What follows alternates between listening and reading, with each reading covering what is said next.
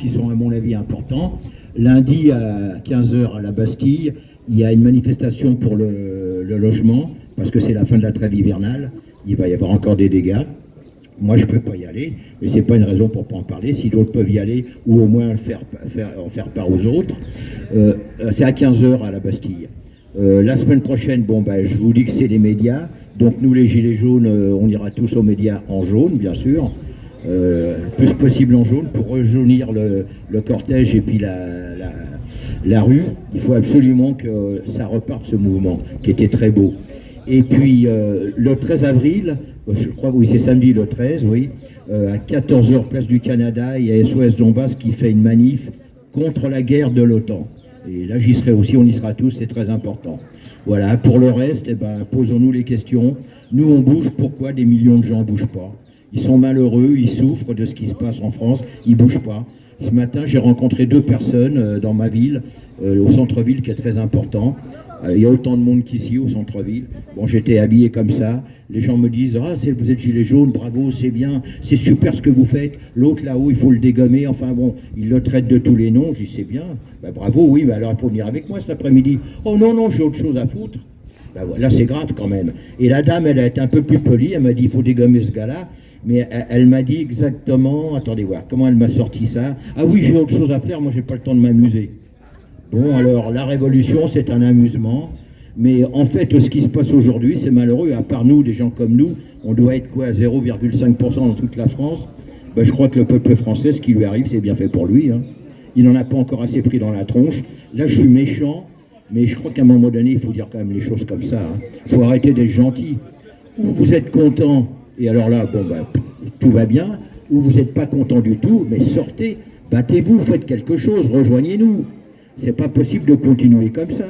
Mais vous rêvez là, c'est pas possible. Vous allez vous réveiller un jour, vous allez voir, avec une bonne guerre sur la tronche, vous allez vous réveiller avec plus de pognon, vous allez vous réveiller avec je sais pas quoi d'autre, parce que les fléaux, ils sont le wokisme, le LGBTisme. Quand on voit les feuilletons à la télévision qui vous abrutissent complètement, et j'ai le malheur de dire que ma femme, elle les regarde, mon Dieu, c'est engueulade sur engueulade, c'est pas possible, mais enfin c'est comme ça. Bon, je vais pas en dire plus aujourd'hui parce que vous savez tout ce qui se passe, ça va très mal, mais vous êtes très heureux, vous vous baladez, vous allez au cinéma, vous allez faire vos courses, vous êtes content de vivre, c'est bien, continuez comme ça. Mais moi je suis pas satisfait, je continuerai à me battre, même si on est 10, tant pis, mais au moins j'aurai ma conscience tranquille, et puis je mourrai au moins avec ma conscience pour moi. Pardon? Voilà. N'oublie pas que c'est la période néotique. Ouais. Mais bon, voilà. Bon, en tout cas, voilà, je vous ai tout dit pour aujourd'hui. J'en ai dit assez déjà tout à l'heure.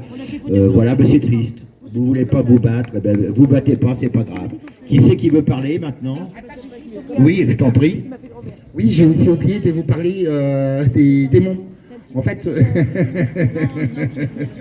mais je pense qu'ils sont en train de se dévoiler parce qu'ils ont fait l'annonce sur BFM, mais dans tous les journaux, il y a 2-3 jours, comme les gens vont voir des têtes de démons. Donc en fait, vous allez voir les succubes et les incubes. Vous allez comprendre bientôt tous, chacun, j'en suis très satisfait.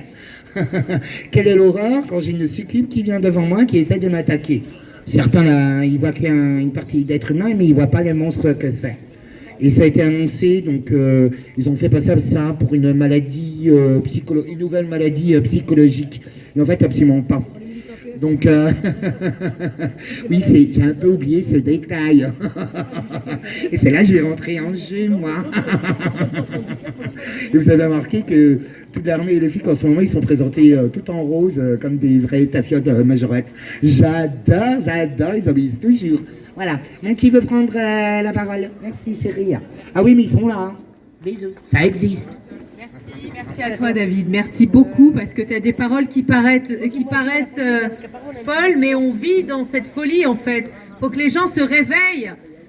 Tout paraît correct, mais vous vivez vraiment, on vit une tyrannie et il faudrait que toutes les personnes qui passent là entendent raison, rejoignent des mouvements, portent la parole citoyenne puisque il n'y a que par cette parole que nous arriverons à dénoncer ce qu'ils nous font.